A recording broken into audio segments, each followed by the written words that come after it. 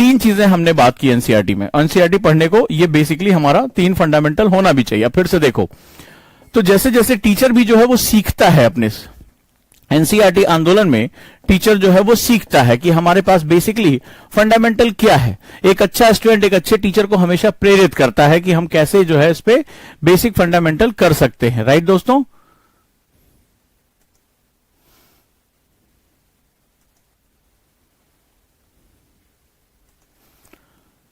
तो आप लोगों के साथ जब मैंने मेहनत की, आप लोग ढेर सारे मिथक के साथ आए थे। ढेर सारे मिथक में आपने देखा था सर फैक्ट पढ़ना है, सर पहाड़ याद करना है। मैंने जब उसमें नए तरीके से बताया, नए तरीके से नोट्स बनाना सीखा, तो शुरुआत में कुछ उलझन हुई, लेकिन जब धीरे धीरे आप मेरे साथ गए सर मजा आने लगा। एनसीईआरटी हमारी होने लगी है, अब समझ में आ रहा है कि इसमें बीटीएल क्या होता है, अंडरस्टैंडिंग क्या होती है। आप उत्साह के साथ मेरे साथ जुड़े, और वो भी इंडिया में इतने ज्यादा बच्चे मेरे साथ जुड़े, तो मुझे लगा कि हमें और जिम्मेदारी उठानी चाहिए, और ज्यादा चीजें करनी चाहिए। करंट से उसको जोड़ दिया, इंडियन कल्चर को, इंडियन हिस्ट्री को हमने आज के परिदृश्य में जोड़ दिया। हमने समझा कि एक आईएएस ऑफिसर किस तरह से इस हिस्ट्री का प्रयोग करके आज की समस्याओं को समझ सकता है, ये हमने एस्टैब्लिश करने का वहां पर प्रयास किया। और इसके लिए अगर कोई भी धन्यवाद का पात्र है तो एनसीईआरटी आंदोलन के स्टूडेंट्स हैं, जो इतनी प्रेरणा के साथ मेरे साथ जुड़े, इतने तरीके से उन्होंने काम किया, जिम्मेदारी उठाई, आज पढ़ाया है, कल सुबह तक वो चीजें अपडेट करके दे देते थे। टेस्ट हुआ, जब पहला टेस्ट हुआ तो लगातार कम मार्क्स आए, लेकिन धीरे धीरे उन्होंने मार्क्स अपने इंक्रीज करना शुरू कर दिए, तो एक मजा आने लगा। हमने वहां मेंस की टेस्ट सीरीज शुरू कर दी, मेंस हमने दिया, उनके मार्क्स आने लगे, तो एक माहौल सा बनने लगा, और उसी की वजह से ये परिवार बहुत बड़ा हुआ और काफी अच्छा हमने काम किया।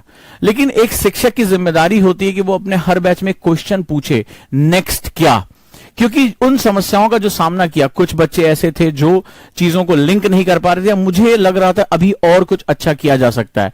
इस बार एनसीईआरटी आंदोलन बैच में वो कुछ नया मैं लेकर आ रहा हूं, वो एक जो कमी मुझे लग रही थी ये और भी बेहतरीन हो सकती है, ये इनोवेशन मेरी जो एक क्षमता है उसको बढ़ा सकता है, स्टूडेंट को अपने सब्जेक्ट की डेप्थ में लेकर जा सकता है, उसको मैंने जो है शुरू किया। तो अब हम यहां बात करते हैं एनसीईआरटी आंदोलन की। तो एनसीईआरटी आंदोलन के कुछ डायमेंशन क्रिएट हुए। जैसे सबसे पहले हमने शुरू किया बीटीएल, यानी बिटवीन द लाइन। इसको समझते जाना, between the line. Between the line का मतलब होता है कि ढेर सारे एनसीईआरटी के फैक्ट्स नहीं रटने, ढेर सारी मार्केट में किताबें हैं, उनके क्रक्स आ रहे हैं, कोई उसके नोट्स बना रहा है, उसमें ढेर सारा जो है इंफॉर्मेशन दे दिया है। बीटीएल कहता है इसके अंदर अंडरस्टैंडिंग क्या होगी, छुपा हुआ मतलब क्या होगा, आप इसको समझ लो। एनसीईआरटी तुम्हारे लिए बहुत छोटा है, इसीलिए जब एलडब्ल्यूएमआई नोट्स हम क्लास में बनाते हैं तो वो क्या होता है, सिकुड़ता हुआ वो एक पेज के अंदर आ जाता है, और आपके लिए ये आसान होता है, आपने पूरा चैप्टर उठाया और उसके साथ लिंक कर दिया। इसके बाद जब बीटीएल होता है तैयार, तो बीटीएल के साथ तैयार होता है जो एनसीईआरटी, चूंकि एनसीईआरटी पहले ही पेज पे कहता है कि भाई हम अंडरस्टैंडिंग डेवलप करना चाहते हैं, हम एक स्टूडेंट में स्पेशली जो यूपीएससी एग्जाम देने जा रहा है उसको हम रॉट लर्निंग से दूर करते हैं। आपके पास एनसीईआरटी होगी, अभी आप खोल लो और पहला ही पेज निकाल लो जो प्रीफेस या आमुख के नाम से है कि एनसीईआरटी क्या कहना चाहता है। आप उसमें देखोगे भाई हम आपकी जो है रॉट लर्निंग नहीं बढ़ाना चाहते, हम आपको मगअप करना नहीं सिखाते हैं, हम आपको ये कहते हैं कि आप कितना जो है अंडरस्टैंड कर पाते हो अपने सराउंडिंग्स में, लिखता है सराउंडिंग्स को। और यूपीएससी का एग्जाम यही, इसीलिए इसको सामान्य अध्ययन कहा जाता है, सामान्य ज्ञान नहीं कहा जाता। मैं इस पर कई बार बात कर चुका हूं, इसको जो है जनरल स्टडीज कहा जाता है। तो जनरल स्टडीज के केस में यानी कि सामान्य रूप से मेरे आसपास जो कुछ भी चल रहा है मुझे उसको विश्लेषण करने यानी उसको एनालिसिस करने की पावर होनी चाहिए। जब मैं उसको एनालिसिस कर पाऊंगा तो मेरा जो क्या होगा, अंडरस्टैंडिंग और इंटरडिसिप्लिनरी अप्रोच, ठीक है, इंटरडिसिप्लिनरी अप्रोच क्रिएट होता है, यानी अंतर विषय ज्ञान होता है। अंतर विषय का मतलब जो होता है वो ये होता है आप एक सब्जेक्ट से दूसरे सब्जेक्ट में अथॉरिटी के साथ इंटर कर जाएं, ठीक है, और एक दूसरे को क्या करें, लिंक कर दें। इंटर करके आप लिंक कर दें, आप सोसाइटी को इकोनॉमी के साथ, इकोनॉमी को पॉलिटी के साथ, पॉलिटी को अभी होने वाले बदलावों के साथ, ग्लोबलाइजेशन से जो है इंडियन कल्चर को जोड़ने की आप हिम्मत रख सकें। तो जब आप इस तरह से इंटरडिसिप्लिनरी अप्रोच करते हैं तो ये यूपीएससी की रिक्वायरमेंट होती है। इसके बाद जब इतना कुछ होता है तो हमारे पास नोट्स भी बहुत ढेर सारे होने चाहिए, लेकिन वो स्मार्ट नोट्स होने चाहिए, right. Smart notes, smart notes का मतलब होता है कम से कम चीजों के साथ, और ऑर्गेनिक नोट। स्मार्ट नोट की सबसे खास बात होती है ऑर्गेनिक होते हैं। ऑर्गेनिक मतलब आज मैंने पढ़ाया, मैंने कुछ स्मार्ट नोट बनाया, लेकिन कल को आपने कुछ और जोड़ा, आज कुछ नया आया, आज आपने देखा मैंने कल्चर पर डिस्कस किया, आज अगर आप जो है उठाकर देख लें और आज जो डिबेट आई है इंडियन एक्सप्रेस में और जागरण में, तो आप देखेंगे वहां पर जो है वो भारत की भूमि सनातन के बारे में काफी कुछ है। अब आपको कुछ उसमें नया मिला, आपने उठा के अपने नोट्स में डाल दिया, तो गुरु गुड़ और चेला शक्कर हो जाता है, चेला आगे निकल जाता है, यही इसकी सबसे खास बात होती है। तो स्मार्ट नोट्स जो ऑर्गेनिक हो, क्या हो, ऑर्गेनिक, यानी इसमें हमेशा वृद्धि की संभावना बनी रहे, इसीलिए हम लोगों ने क्या डेवलप किया, LWMI, less word more information.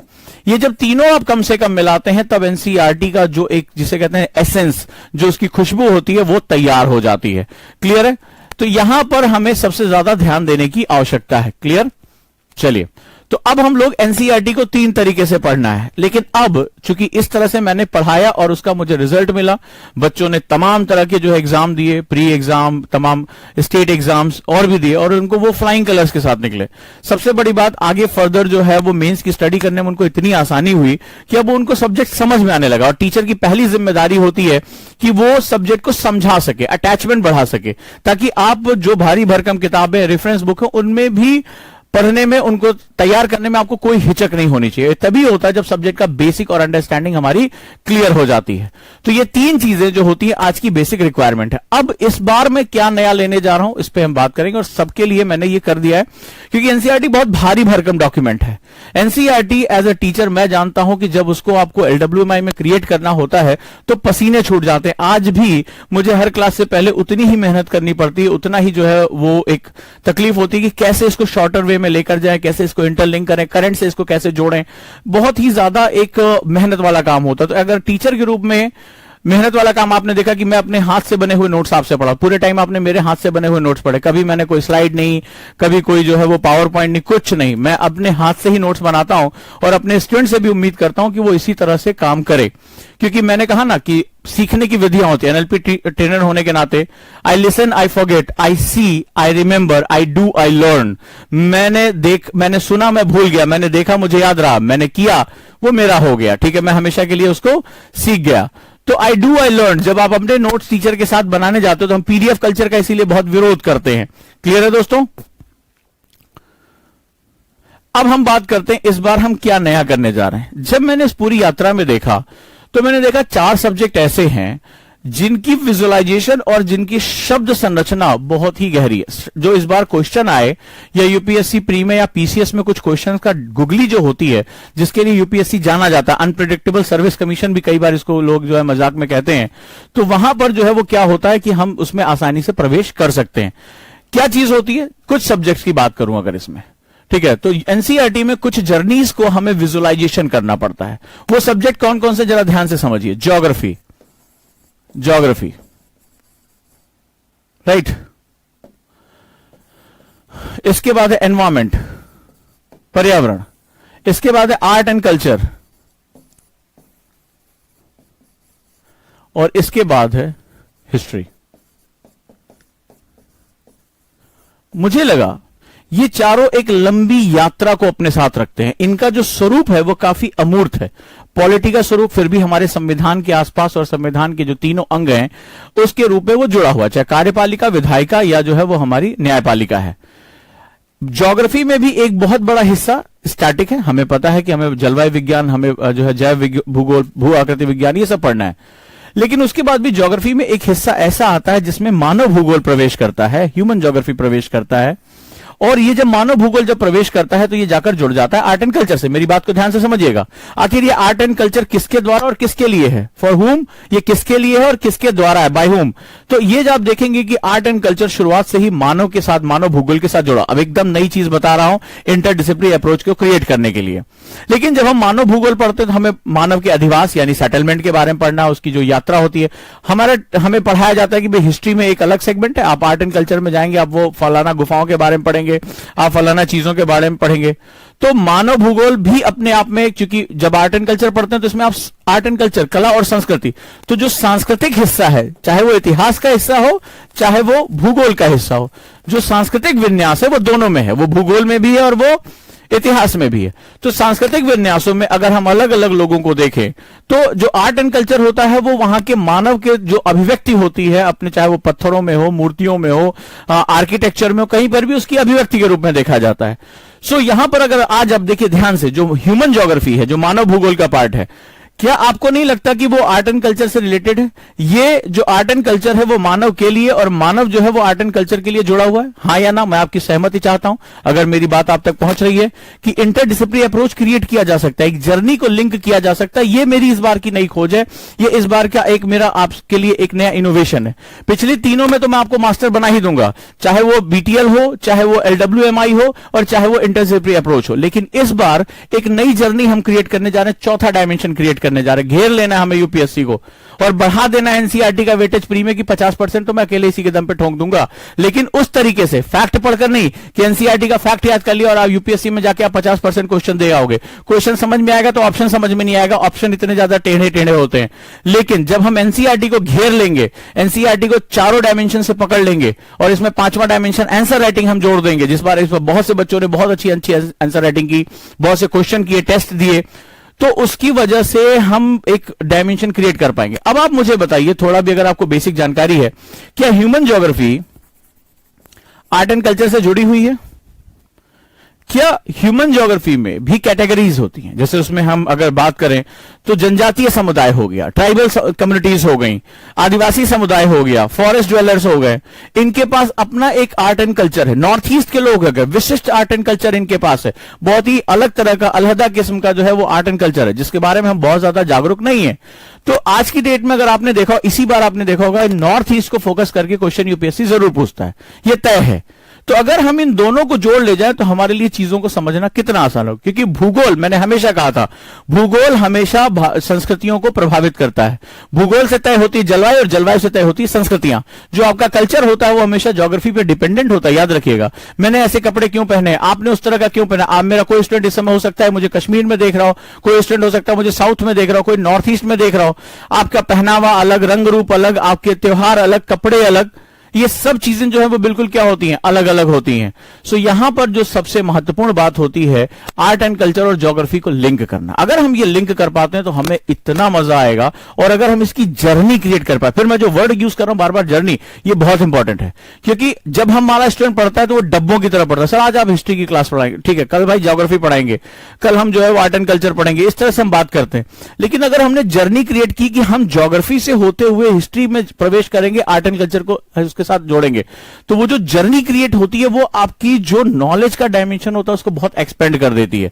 इस बात को आप समझिएगा, ठीक है। तो चले, किसी ने पूछा क्लास कब से स्टार्ट होगा। क्लास स्टार्ट हो गई है, हमारे यहां जो है वो फालतू फंड की बातें नहीं होती हैं, क्लास स्टार्ट हो गई है।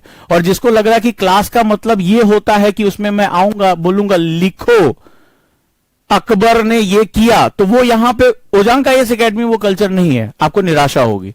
हम यहां पर सबसे पहले उसका पर्पस जानते हैं, उसके बाद हम उसको एस्टैब्लिश करते हैं, ठीक है। और इसी वजह से होता है, शुरुआत में जो ये रटने वाले बच्चे होते हैं कि एनसीईआरटी के नाम पे कुछ फैक्ट रट लेंगे, उनको हमारे साथ उलझन होती है। लेकिन जो रुक जाते हैं उनको पता होता है कि इसके बाद उन्हें क्या मिलने जा रहा है। धीरे धीरे उनको अपने सब्जेक्ट से लगाव होता है और उनको समझ में आता है कि ये चीज थी जो हम मिस कर रहे थे, राइट। तो चलिए, हम यहां बात करने जा रहे हैं कि हम कैसे एक जर्नी क्रिएट कर सकते हैं। जिस दिन आप जर्नी क्रिएट करना शुरू हो जाओगे, यानी यात्रा के स्वरूप में, तो हम कहीं घूमने जाते हैं तो हमें मजा आता है, हम एक सब्जेक्ट से दूसरे सब्जेक्ट में अंदर से ऑटोमेटिकली प्रवेश करना शुरू कर देंगे। अब मुझे समझ में आया कि जब हम अलग अलग सब्जेक्ट्स पढ़ते हैं, अलग अलग चीजें जानते हैं, तो कई बार हमारे लिए उसका विजुअलाइजेशन बहुत मुश्किल हो जाता है। हम सब्जेक्ट को कई बार महत्वपूर्ण छोटे छोटे शब्द हो गए, छोटे छोटे कॉन्सेप्ट्स हो गए, वो हमसे मिस हो जाता है, हम उसको विजुअलाइज नहीं कर पाते हैं। इसके लिए इस बार मैंने शुरुआत की है मैपिंग से। मैपिंग यानी मानचित्रावली, मानचित्रावली। अब ये मानचित्रावली क्या है, क्या काम करेगी? मानचित्रावली बेसिकली 4 सब्जेक्ट्स के लिए बहुत इंपॉर्टेंट होती है। Can I understand my geography, in fact human geography, मानव भूगोल। क्या मैं इन्वायरमेंट के भी, आज के मुद्दे, बहुत से मुद्दे हैं, क्योंकि इन्वायरमेंट आज की डेट में सिर्फ ज्योग्राफी का पार्ट नहीं रह गया, इन्वायरमेंट आज पॉलिटिक्स का भाग है। COP26 में देखिए क्या हुआ, आज पूरे दुनिया भर के राजनीतिक दल जुड़े, इतना जो है प्लस माइनस कितना कुछ चला। आज ये बहुत बड़ा इन्वायरमेंटल डिप्लोमेसी एक वर्ड है, एक बहुत बड़ा हिस्सा है जो विश्व राजनीति और भू राजनीति का एक बहुत बड़ा हिस्सा बनता चला जा रहा है। इसके बाद थर्ड वन जो है वो आर्ट एंड कल्चर, जैसा मैंने अभी बताया, और हिस्ट्री। हिस्ट्री में बहुत से ऐसी घटनाएं होती हैं जिनको जोड़ना हमारे लिए बहुत ही ज्यादा जरूरी है, राइट।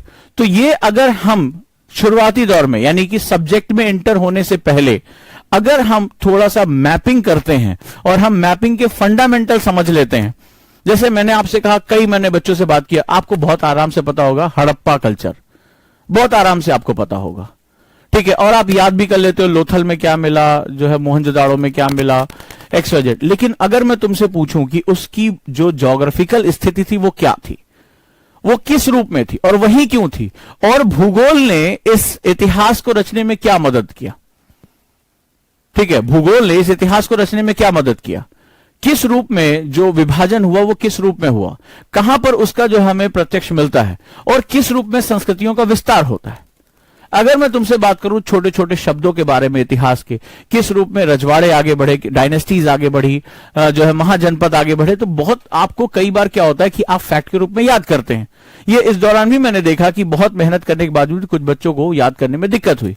लेकिन अगर मैं ये महत्वपूर्ण घटनाक्रम यानी इस तरह होने वाले विस्तारों को अगर मैं विजुअलाइजेशन मैप के माध्यम से समझ जाऊं तो मेरे लिए चीजें कितनी आसान हो जाएंगी, कितनी आसानी से मैं इन चीजों को समझ पाऊंगा कि हां ये हिस्ट्री में ऐसा हुआ। फिर जब मैं क्लास पढ़ाने आऊंगा तो इससे आपकी जो अंडरस्टैंडिंग है वो कई गुना बढ़ जाएगी।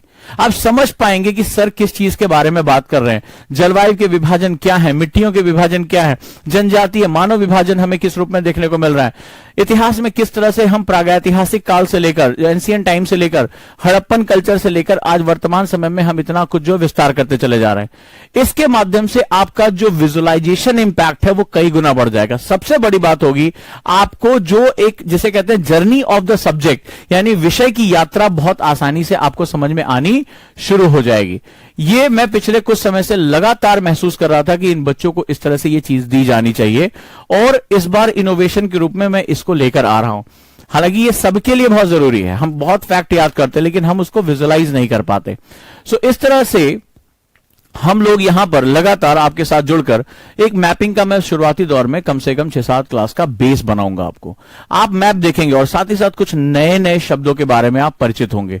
ये नए शब्द आपको जो कॉन्सेप्ट कई बार पढ़ाते समय छूट जाते हैं, वो नहीं कवर अप होते हैं, उनको न सिर्फ आप कवर करेंगे, बहुत इंपॉर्टेंट होते हैं, और साथ ही साथ जो है वो आप इसको समझ पाएंगे। जैसे मैं एक छोटा सा एग्जांपल लेता हूं आपसे, नालंदा। नालंदा के बारे में आपने बहुत सुना होगा, सभी लोग जानते होंगे, लेकिन क्या आप नालंदा की मैप पे लोकेशन बता सकते हैं? क्या कारण है कि वहां आक्रमण हुआ, आक्रमण करने वाले का रूट क्या रहा? क्या आप बता सकते हैं भारत में बोलने जाने वाली मुख्य रूप से संस्कृत भाषा और अंत में चलकर मराठी या तमाम भाषाएं इसी से निकली हैं? मुझे बता सकते हैं कि ऑस्ट्रिया रीजन से आने वाली भाषाओं का जो विस्तार है वो कैसे रहा? तो क्या आप वो मैप देख सकते हैं? अगर आप आते हैं मॉडर्न इंडिया में तो आप स्लेव ट्रेड के बारे में पढ़ते हैं, यानी कि जो है वो व्यापार के बारे में, किस तरह से जो है वो दास किया गया। आपको याद होगा कि भाई जो कंपनीज आई थी, चाहे डच हो चाहे पुर्तगीज हो, ये क्या हुआ, लोगों को जो अश्वेत लोग हैं इनको जो है दास के रूप में लेकर। लेकिन तुम्हें स्लेव ट्रेड का बेसिक फंडामेंटल पता है कि वो स्लेव ट्रेड का रूट क्या था, कहां से वो आए और कहां गए, फिर उनका किस रूप में इस्तेमाल किया गया। तो जब आप इसको देखते हैं तो आपको इतिहास की समझ, भूगोल की समझ, आर्ट एंड कल्चर की समझ लगातार बढ़ती चली जाती है। यहीं पर यह चीज क्यों हुई इसकी आपकी अंडरस्टैंडिंग बढ़ जाती है। इससे जो सबसे इंपॉर्टेंट होता है वो होता है आप आगे चलकर जब टीचर इसमें प्रवेश करता है तो आपकी अंडरस्टैंडिंग कई गुना बढ़ जाती है, क्योंकि आपको सारी चीजें विजुअलाइज हो चुकी हैं। हालांकि मैंने बहुत कोशिश की और एनसीईआरटी बैच में मैंने ढेर सारे मैप्स का इस्तेमाल किया, लेकिन इस बार मैं मैप का पोर्शन, स्पेशली इन चारों मैप का पोर्शन बिल्कुल अलग करता जा रहा हूं। इससे मुझे जो सबसे बड़ा फायदा होगा आगे चलकर आपको सब्जेक्ट को कनेक्ट करने में, ह्यूमन ज्योग्राफी को कनेक्ट करने में, तमाम तरह के ऐसी चीजों को कनेक्ट करने में। जैसे मान लीजिए आपसे डॉक्ट्राइन ऑफ लैप्स पढ़ते हैं आप हिस्ट्री में, आप लोगों ने बहुत नाम सुना होगा कि ईस्ट इंडिया कंपनी को चार्टर दिए जाने से लेकर प्लासी की युद्ध से लेकर और आगे चलकर जो है वो बड़े भूभाग पर भारतीयों का कब्जा होने, 1947 तक एक बड़े भूभाग पर कब्जा हो जाने तक, वहां भारत को छोड़कर जाने तक आपने बहुत कुछ पढ़ा होगा। लेकिन आपने देखा होगा कि अलग अलग, चाहे गवर्नर जनरल या वाइस रॉय के टाइम पर किस तरह से भारत में भौगोलिक संरचनाओं का विस्तार हुआ, कैसे भारत का जो उन्होंने धीरे धीरे क्या किया कि वो कब्जा बढ़ाते चले गए। और इस तरह अगर आप उसको विजुअलाइज कर पाते हो कि क्या उन्होंने अटैक किया, किस तरह से अटैक किया, कि धीरे धीरे वो इन्होंने 200 सालों के अंदर भारत के पूरे भूभाग पे यानी इंडियन सब कॉन्टिनेंट के पूरे हिस्से पर उन्होंने अपना कब्जा जमा लिया, तो इससे आपकी अंडरस्टैंडिंग कई गुना बढ़ जाती है। एग्जाम्पल लेता हूं, ठीक है, आज एक बेसिक फंडामेंटल के साथ जाता हूं। तो मैं सबसे पहले आप सभी को आमंत्रित करूंगा इस मैपिंग की क्लास में। एनसीईआरटी बेस्ड पूरी मैपिंग रहेगी और इन चारों सब्जेक्ट्स को मैं बैलेंस करने का प्रयास करूंगा कि आपको एक बेसिक संरचना जो है वो पता चले, फिर आगे एनसीईआरटी को जोड़ने में आपको बहुत मदद हो जाएगी। चलिए शुरू करते हैं हम लोग।